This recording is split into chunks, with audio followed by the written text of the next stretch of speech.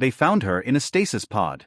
Buried beneath the ruins of what was once Earth's last orbital defense station, deep in the crust of a forgotten moon, the pod was coated in layers of sediment, radiation scarring, and silence. The station had fallen during the final exodus, when the last humans left Earth, not with triumph, but with desperation. She was never meant to be found. And yet, they found her. The Varkari, an ancient serpentine race that ruled this quadrant of the galaxy for over 9,000 cycles, uncovered the pod during routine excavation. They thought it junk at first. Then, they scanned it and realized it was organic. Human. Still alive. The High Varkari scholar had never seen one in the flesh. To them, humans were a myth, a species whispered about in ancient databanks, blamed for long-lost wars and rebellions. Violent. Primal. Extinct, the records read. So naturally, they brought her to the core museum of Aelvar, encased her in crystal, and labeled her. Specimen, Homo sapiens sapiens, ancient Terran warrior. No one knew her name. To the Varkari, she was a curiosity, a relic of the past. Visitors came from across star systems to observe the upright biped with scarred knuckles, mended bones, and a mechanical implant in her temple.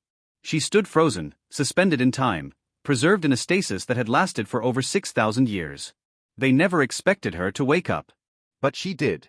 And the galaxy would burn for underestimating her. She woke gasping, choking on the sudden rush of atmosphere. The crystal stasis shell cracked from within, glowing faintly as her systems rebooted. Muscles long inert sparked with strength. Her mind reeled from the information overload, her neural implants sinking, adapting to languages she didn't know, tech she couldn't name. The Varkari panicked. Security drones rushed in. Alarms blared. Scholars screamed. But none could stop her. She moved like liquid steel, disarming drones, ripping conduits from walls, using anything she could find as a weapon.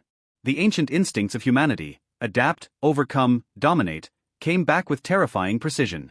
Within minutes, half the museum was in ruins. And then she stood atop the Varkari capital's highest spire, breathing alien air, staring into a sky filled with foreign constellations. She was the last of her kind. But she wasn't afraid. She was furious. They tried to detain her.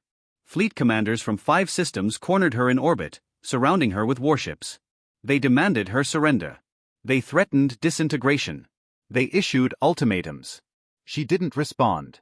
Instead, she hacked into their systems using the implant no one thought still functional. The interface was crude, incompatible, but she was human, and humans were problem solvers. She didn't just break their firewalls. She rewrote their command trees. Gave herself control. Turned their ships inward. Made them fire upon each other. The battle ended before it began. And so, the whispers began. The relic is awake. She commands the old rage. She is not just from the past, she is the future. Her name was Lieutenant Commander Reza Imani. And once, she had been just another soldier trying to protect a dying Earth. When she volunteered for deep stasis, she believed she would awaken when humanity had healed. But there was no humanity left. Or so they believed. Reza didn't mourn. She didn't cry. She had done that already, in a burning sky, as the last Terran colony fell. What she did now was different. She built. From wreckage, she forged weapons. From knowledge, she reprogrammed satellites. From memory, she resurrected tactics no modern species remembered: flanking maneuvers, orbital infiltration, guerrilla warfare. Alien warlords came to challenge her. They left as corpses. Because Reza didn't fight like a war machine. She fought like a human, with fury, unpredictability, and terrifying intent. She didn't need massive fleets. She needed one ship, one infiltration point, one weakness. She always found it. The oppressed began to follow her. The Corley, a slave caste with silenced voices, heard of her destruction of a mining station where children were worked until death. The Myrek, a species deemed expendable, watched her dismantle a breeding facility with nothing but a torch and an old-world nuke. She didn't lead with words. She led with actions. Her army had no name. But her presence alone became a symbol. They called her the Flame. The last ember of Terra. Mother of Uprising.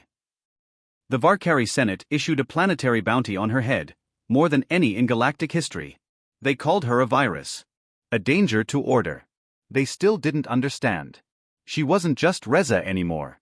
The neural crystal they had found embedded in her brain, the one they thought was inert, was far older than even she realized. It had adapted during stasis. Absorbed knowledge from the fabric of space. It had made her more. Now she could see magnetic fields, predict movement through sonic patterns, detect lies through heat shifts. She could command machines.